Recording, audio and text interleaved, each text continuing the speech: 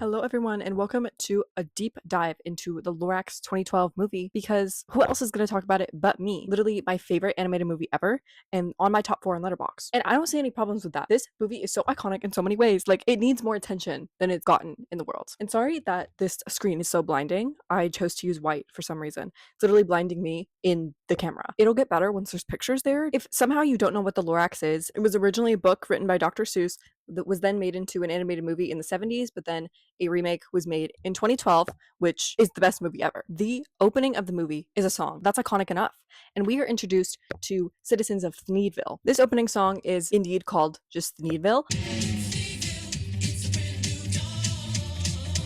but it's absolute banger and it gets stuck in my head way too often. So we are introduced to all the people in the town, including our main character, Ted, who is voiced by Zac Efron. And then also this little bitch ass of a girl is introduced. She has done nothing wrong to me, but she has wronged me because she's annoying as fuck. Her name is Marie. We'll get to her eventually. Another diva icon of a kid is introduced, and he glows because the water is polluted. And that's because in the society of Thneedville, there is no organic air because all of the trees were cut down, and all the air is produced by O'Hare Air, which is run by O'Hare himself, who runs literally everyone's lives because without air, they die. And so he makes fake trees for them as well. They're just like decorative kind of things. And these are O'Hare's bodyguards. They'll be important later. Ted is introduced through going to see his crush Audrey, who's voiced by Taylor Swift. Taylor Swift herself. Like, she was in the recording booth saying these lines. Funny thing is, neither of our two singers as the main voice actors sing in this opening number. Since Ted has a crush on Audrey for real, he wants to win her over. Audrey's number one dream is to have a truffula tree, which are the trees before they didn't exist anymore and they just had to buy air. Because that's like the new normal, is that they have to buy air in order to literally have it inside their homes. And Ted has this as his personal mission to go find a tree for Audrey in order to date her. And she shows this like dream or whatever through painting truffle trees on the back of her house in like a big mural kind of thing, because she's a little artiste. And with the like fake trees that they have like fancy versions. Over here is Ted's mom. She actually has a disco tree that like it changes seasons as well, and it has a disco setting. The Okomatic, the only tree with its own remote. Summer, autumn, winter, and disco. Come on, get into it. Dance with the tree. We love Ted's mom, even though she's like kind of crazy. And we are also introduced to Ted's grandma, aka Grandma Norma, who is voiced by Betty White. Ted is talking to his grandma about like having to find a tree or whatever because he wants to get one for Audrey, and she says that he has to journey outside of like the town limits to go see the Onceler because he's the last person who knew what happened to trees. And once he makes it outside of town, it's like very dangerous and like very desolate out there. He finds the Onceler, who's locked up in this big creepy looking house, and he starts telling Ted the story of the Lorax. And this is when we are introduced to the flashback scenes, aka as he's telling the story, we see the story happening in the flashbacks. This is the Onceler when he was younger. He is a new and aspiring inventor who wants to journey outside of his family and like go sell his invention of the Thneed. He actually doesn't know what the Thneed is yet, but he's trying to find the right material for the Thneed. And this is family down here. His family low-key hates him because they think he's going to be a failure with his like inventor dreams. And he stumbles upon a land that includes like all of these interesting animals, little bears and birds and stuff, and he finds these trees, aka truffula trees, and he thinks that this fur from the trees is perfect for his needs. There's so many fucking words in this movie, oh my god. It's perfect for his needs, and so he decides to cut down a truffula tree. As he's moving in, he's kind of like disrespecting these animals' homes hardcore. Like, he's like literally throwing stuff out of his wagon on them, so they're not too happy with him right now, but they all sing a little song together, and I did not include that because it's not that good of a song. But as he cuts down the tree, this is an immediate bad thing to do because like a storm starts happening. There's like light coming out of the cut down stump, and then out of the stump appears the Lorax. The Lorax is voiced by Danny DeVito. He claims he speaks for the trees, and he doesn't want any of them being cut down. He kind of harasses the Onceler a little bit about, cutting down his trees, but they come to an understanding that he won't cut down any more trees. And I actually don't remember if the understanding is decided before this happens, but basically the Lorax wants to get back at him, and so he basically takes his bed and puts it in the river. The problem is when his bed gets sent off into the river, like it's going fast, one of the little bears out of here, I think it's the one in the front right here, his name is Pipsqueak. He's like the baby of the bears, and so everyone kind of takes care of him. He gets stuck on this bed as well, and so they're all trying to save Pipsqueak without trying to wake up the Onceler, but eventually he wakes up and they help him get out of the river, but his bed breaks. And this is mostly because the Lorax just wants him to leave in general, because like he's kind of scared that he'll break his promise of like cutting down a tree, so he's like, I just kind of want to get him out of here by bullying him out.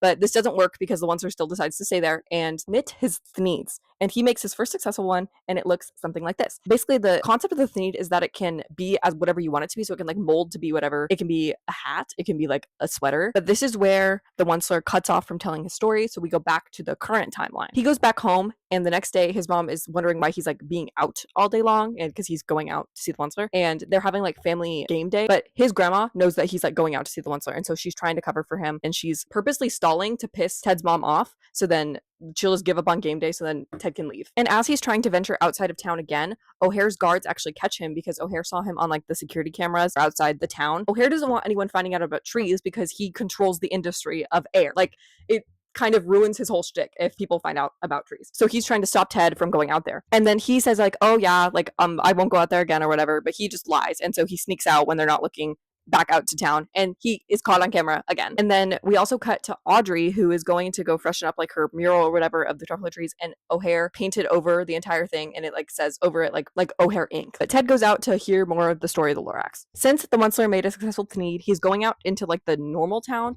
to go try and sell it, and he's failing miserably, aka no one wants it, and they're like throwing tomatoes at him. He's trying to sell it through song. I don't know why he thought that was the best decision. He's a musical little guy. He is singing a song called You Need a Thneed. It's okay, it's acoustic, like it's fine. The Thneed that he has, he throws it out because he's like, oh, this is not worth it. Like, I hate this invention.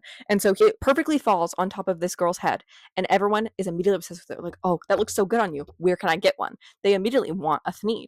And this is when the absolute banger of a song starts. Everybody needs a Thneed. Big ensemble number. It's a whole town coming, following the Onceler back to where he lives in the Truffle Tree place, literally chanting, everybody needs a Thneed.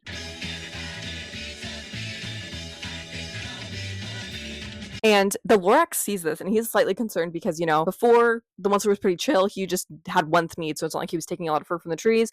And now he's scared that since this mass like production of people want it, that he's gonna break his promise and cut down a tree. The Onceler's like, nah, like it's fine. Like I'm gonna hold up to my end of the deal. Like we're good. And the Lorax still a little bit skeptical. And this is when Ted's family actually comes to follow him to where he is because he's like successful now. Everyone wants his invention, and so they're like, oh yeah, we'll come live with you and we'll help you run your business.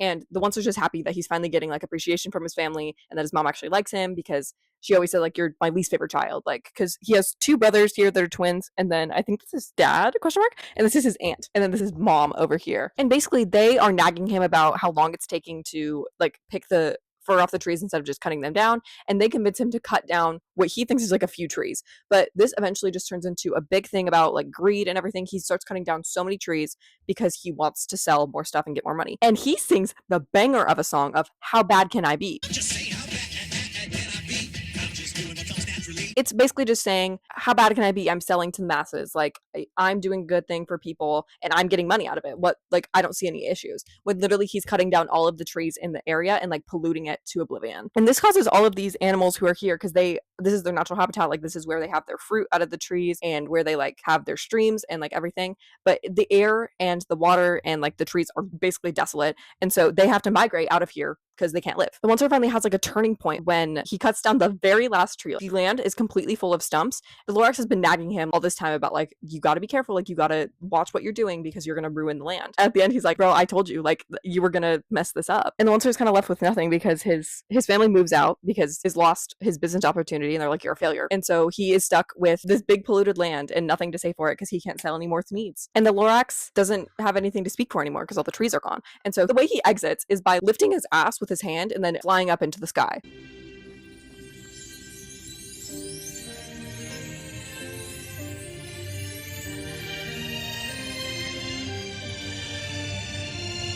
And since everybody in this neighboring town has a Thneed, they name it Thneedville because he's just so popular. And because of like the lack of trees now, the air quality is horrible. And so this is when young O'Hare thinks of the idea of like making an air market and all that. And then the Onceler basically becomes depressed, boards himself up in his house, and then that's when we are in the situation where we are in the present. After Ted hears this whole story, he's like, okay, so what are we gonna do to get trees back? Like I still want one. And the Onceler gives him the last truffle tree seed ever. And he tells Ted to go plant the tree like in the middle of the town for everyone to see. The problem is that when he's entering town again, O'Hare catches him on the cameras and everything and sees that he has a truffle seed, and he's like, nah, we got to stop that right now. And so he follows him to his house, and Ted is basically trying to hide it and all that. His mom's like really fucking confused because like, why are you harboring something that wants to be literally stolen by the most powerful man in town? He's basically the president if they had one. And as Ted is like rushing to like hide it in his room, water spills on it, and so it sprouts a little sapling out of it. And eventually he escapes his house on it, like his little motorbike thing. It's a bike with one wheel. It's what he drives around the entire time. He escapes with his grandma because his grandma was actually the one who hid the seed when O'Hare was like looking through his things. So she has the seed, and they pick up Audrey on the way for some reason. And they're trying to find real dirt because all of the dirt is like artificial because they don't really need it. And they find out that there's real dirt like in the park if you dig far enough. So as they're trying to get there, O'Hare and his bodyguards are chasing them to steal the seed. And they end up like having like a fake Ted at some point with like his mom driving their normal car and like putting a like mannequin in the back to pretend to be Ted. So they follow her instead of the bike that he's on. But that's just like a distraction tactic. They're running from O'Hare for a while before eventually his grandma finds this construction vehicle and knocks over a gold statue of O'Hare, like knocks over his head.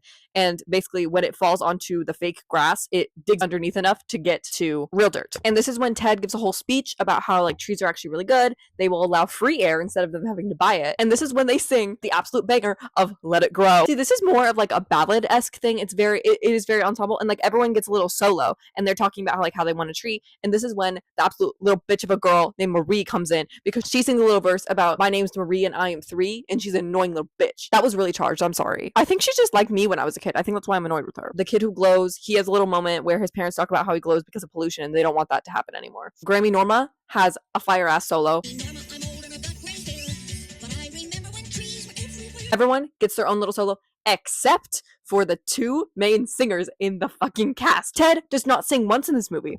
Audrey does not sing once in this movie. This includes Zac Efron and Taylor Swift, and you don't have them sing anything? Neither here nor there. But basically, O'Hare ends up having his own little solo near the end of the song. He is basically saying that he's turned a new leaf and that he wants trees, actually. But then he does a little fake out and he's like, no, actually, I said let it die. And then he does a little dance about how he wants trees to not exist. And he's trying to like convince everyone, and everyone's like, no, fuck you. And so they send him off in this little jetpack thing. Let it die, let it die, let it die, let it shrivel up and come on, who's with me, huh? Nobody. You greedy dirtbag! And then as they're all singing the ending of Let It Grow, it's a big like choir thing also of them saying Let It Grow over and over again. Ted is planting the tree and then Audrey kisses him on the cheek. So they're kind of a thing now. And this movie presents Audrey to be like seen like way older than him. I looked it up. She's 14 and he's 12. So it's not like problematic. She seems like 20 in this movie. Like it seems concerning that this little boy is like falling head over heels for her. And then through this whole like chase sequence thing, he also knocked down like the big wall that was surrounding Thneedville. And so the Onceler can now see into like the whole town of Thneedville, and he sees that everyone's like kind of surrounded by the park, and he knows that Ted planted the tree, and so the Onceler looks out and he's like proud of him. And then a little time skip later, there's a bunch of little truffula trees sprouting in the Onceler's yard, and he's finally like out of his house. He's going to water his plants. The Lorax actually comes back down from the sky because when he lifted his ass up to go into the air, he left like a circle thing, and then it had a stone that said unless on it, basically saying like unless someone cares enough, then nothing will change. I think that's the quote at the end of the movie. It's like a Dr. Seuss quote. And then the Lorax comes down onto that unless thing, and him and the Onceler hug it out. So moral of the story is that this was like one of the best musicals ever and one of the best movies ever. For one, it's digestible to children. I liked this as a kid, not as much as I like it now, which is funny. It's environmentalism in a digestible way for children. I didn't get pictures for this one, but I just wanted to talk briefly about the 1972 version because I watched it just out of curiosity for this video. And it obviously follows the same plot because it's based on the same book, but it has a few differences because it's like I think about 25 minutes in all compared to the 2012 version, which is literally like an hour and a half. Because of this, they don't really flesh out the characters as much. AKA Ted isn't really a character. We don't even know his name. It's just like some random guy that the Onceler is telling a story to. And we don't have the lore of like them having Thneedville. Like the town doesn't really exist as like this big spectacle or whatever. We don't have O'Hare. We don't have like the air industry. We just have like this desolate place without trees and all that. And then he tells the same story of the Lorax. The flashbacks are basically the same. And also the Onceler is faceless throughout the entire thing, like even in the flashbacks, which I find interesting because he's faceless in the 2012 version, like in his the present timeline where like he's up in his tower because you can't see his face until like the very end.